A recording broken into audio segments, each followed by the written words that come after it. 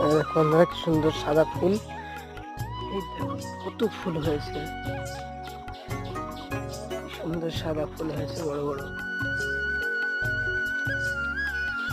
নিচে দেখো কত ফুল আরো পড়েছে ধরে, বড় বড় সাদা ফুল।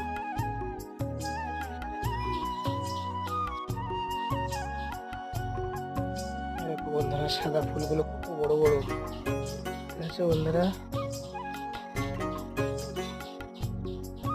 সুন্দর সুন্দর ভিডিও দেবো।